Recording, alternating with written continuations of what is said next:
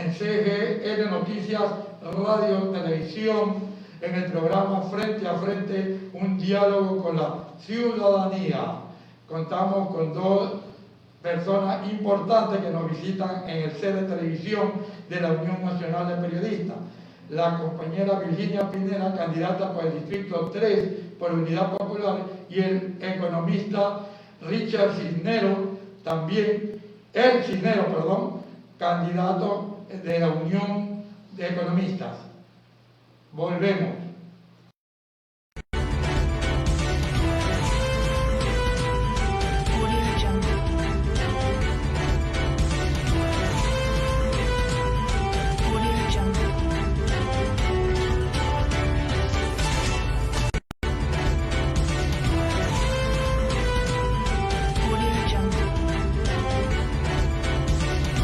Estamos en nuestro programa Frente a Frente, un diálogo con la ciudadanía.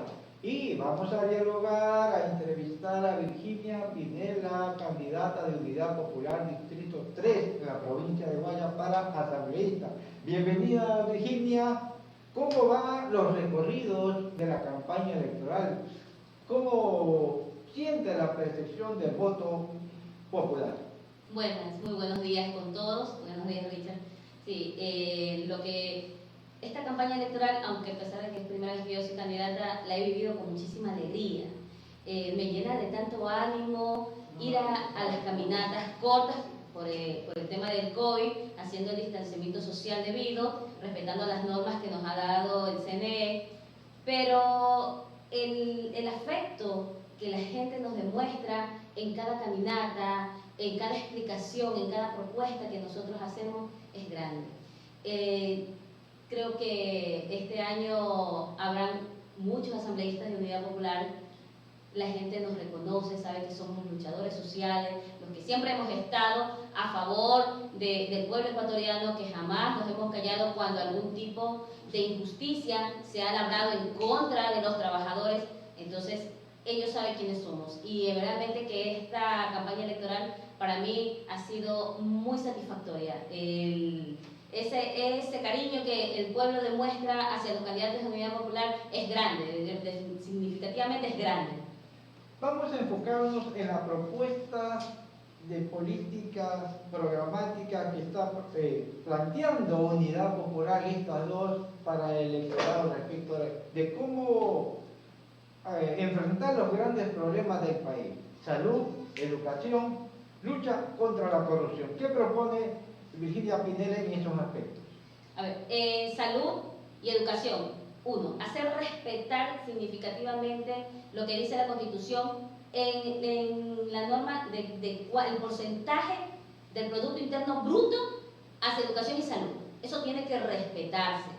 No se puede cavar más la idea de que nosotros pues vamos a estar de acuerdo que aquí viene el gobierno, pone su presupuesto y ahora resulta que ya el 4% que era de salud ya no está con ese porcentaje, ahora es el 1 o el 0.1, y educación, que es el 6%, pues tampoco. Entonces eso no puede ser más.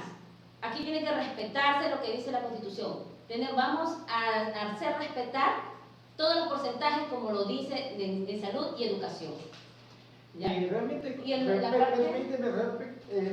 a esto es importante porque el presidente de cadena nacional, Lenín Moreno, ha anunciado como una gran, y entre comillas, grata noticia de que el Ecuador va a importar 50.000 dosis, porque ya no van a ser 50.000, van a ser 75.000, 80.000. Y somos 17 millones de ecuatorianos. Nos preguntamos, los viejitos como nosotros, como Carlitos, como otros compañeros, ¿y qué será para nosotros? ¿Qué propone frente a eso Unidad Popular y Virginia Pineda? Mire, con el respeto de la asignación del Producto Interno Bruto más una nueva asignación por el tema del COVID por parte de Unidad Popular, lo vamos a lograr. Vamos a poder adquirir muchísimas más dosis para poder tener una vacunación masiva, una verdadera vacunación, no solamente segregar a ciertos grupos, porque se quiere vacunar a ciertos grupos y discriminar a otros. Entonces yo como sé de que mi mamá, que nunca salió, pero tuvo quizás con una buena defensa y no tuvo COVID, o sí tuvo COVID. O sea, aquí es muchísimas cosas que hay que analizar, pero todo el pueblo ecuatoriano, el que quiera vacunarse, tiene que ser vacunado. Aquí no tiene que decir que porque yo soy viejito o no soy viejito, o porque soy asmático o no soy asmático. Aquí todo el pueblo que quiera vacunarse tiene que ser vacunado. Somos 17 millones, pues tiene que adquirirse las 17 millones de vacunas. Y frente a la problemática educativa, que es terrible, crítica, la educación pública, ¿qué proponemos? Mire, aquí en Ecuador hay 1 millón de jóvenes que ni estudian ni trabajan.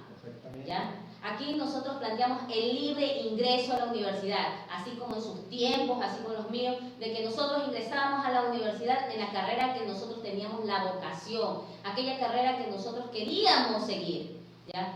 Pero hoy a nuestros hijos, ¿qué nos envían? A una carrera que ellos no quieren, no están formando buenos profesionales, están formando simples profesionales sin ningún tipo de vocación hacia aquella área. Libre ingreso, autonomía, con gobierno universitario está de por medio. Por supuesto, la Universidad de Guayaquil tiene que volver a tener su autonomía universitaria, no más ese tipo de intervenciones. Ya vemos cuántos años tiene el interventor en la Universidad de Guayaquil y qué ha significado. ¿Qué es lo que se ha significado? Yo pregunto al pueblo ecuatoriano, ¿ha habido algún avance? ¿Qué ha significado el tipo de esta intervención?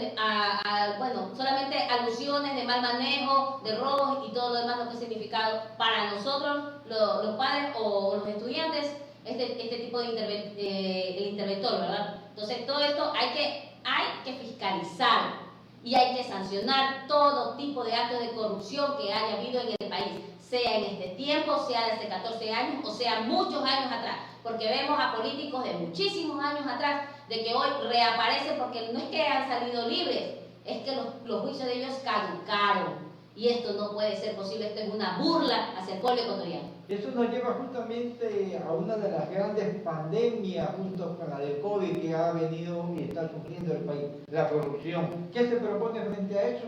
Endurecer las leyes, legislar para que estas leyes que hoy son permisivas dejen de serlo.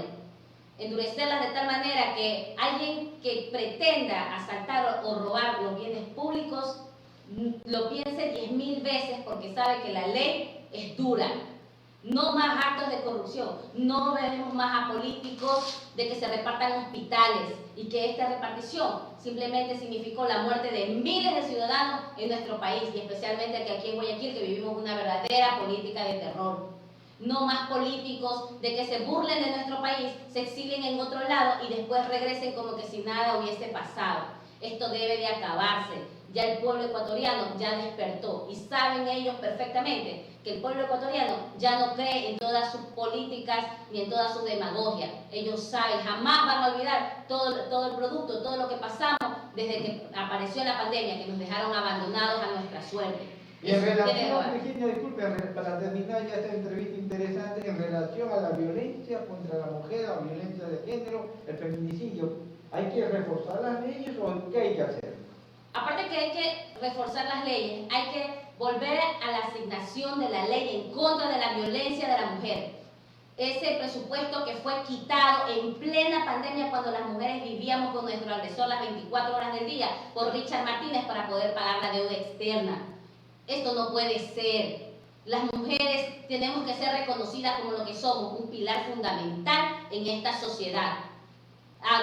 Vamos a endurecer más las leyes en contra de los femicidios. Se acabó esto de que yo la maté y ay sí, qué pena, pero ahí está ya y soy prófugo. No puede ser de esa manera. Se tiene que acabar. Basta de esto. Nosotras somos importantes en esta sociedad y por lo tanto nosotras tenemos que tener el tipo de liderazgo que tenemos que permanecer. Seguridad, nosotras protección tenemos por el que Estado. ser protegidas y no solamente por el derecho de que sea mujer, sino que somos las que siempre estamos a la cabeza en nuestros hogares.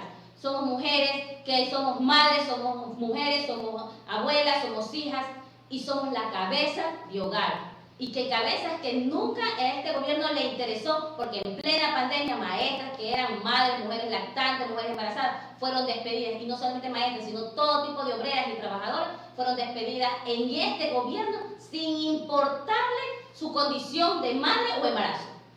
Fueron los planteamientos y criterios de Virginia Pinela, candidata por el Distrito 3 de Unidad Popular a la Asamblea Legislativa Nacional. En nuestro programa Frente a Frente, un diálogo con la ciudadanía. Volvemos en segundos.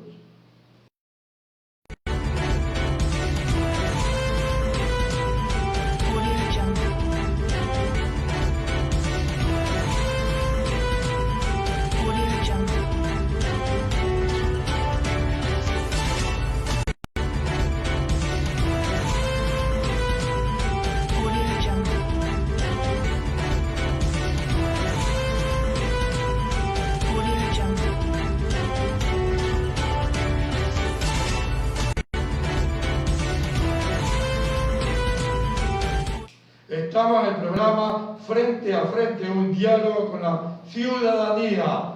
Estamos con el economista Eric Cisneros de la Unión de Economistas. Don Eric, dígame, ¿cómo ve la situación electoral estos instantes en el Ecuador?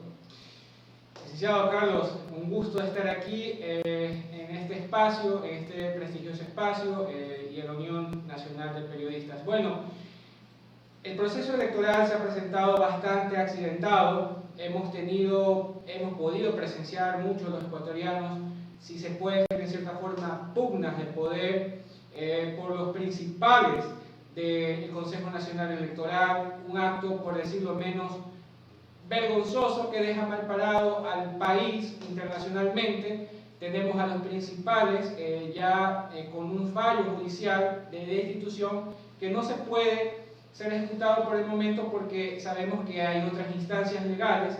Sin embargo, sí es un precedente que habrá que tomar y tener tomar posturas y decisiones después de las presentes elecciones. Por cierto, el día de mañana va a haber, el día de hoy hay un acto de debate y también un debate que es organizado por el Consejo Nacional Electoral, que es obligatorio para todos los